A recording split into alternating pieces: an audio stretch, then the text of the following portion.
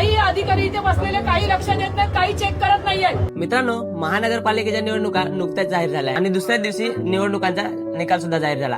पण निकालानंतर सोशल मीडियावर वेगळ्या चर्चा चालू झाल्या आहेत. इंस्टाग्राम उघडताच मतदाना रिलेटेड रील्स, पोस्ट, स्टोऱ्या वेगळंच काहीतरी दिसत आहेत. कुठे तांत्रिक अडचणीवर प्रश्न, तर कुठे निवडणूक प्रक्रियेवर शंका, तर कुठे व्यवस्थापनाबाबत चर्चा. मित्रांनो, आज सोशल मीडिया एवढं ताकदवर झालं आहे की एखादी छोटीशी घटना जरी घडली तरी ती जगाच्या कानोकापऱ्यात लोकांच्या स्क्रीनवर काही सेकंदातच दिसते. आपली लोकशाही ही विश्वासावर उभी राहिलेली व्यवस्थापना आहे. आपल्याला संविधानाने दिलेल्या व्यवस्थापनेवर विश्वास, जबाबदारी आणि पारदर्शकता ही खूप महत्वाची गोष्ट आहे. पण एक गोष्ट लक्षात येते, सोशल मीडियावर दिसणारी मतं आणि प्रत्यक्षात येणारा निकाल यामध्ये भरपूर सारा फरक जाणवत आहे. म्हणून एक प्रश्न उभा राहतो, तंत्रज्ञानाच्या आधारावर केलेले हे मतदान आपल्या निर्णयावर खरंच परिणाम करतं का? आपल्या देशाला पुन्हा एकदा पूर्वीसारख्या बॅलेट पेपर मतदान सिस्टमची गरज आहे का?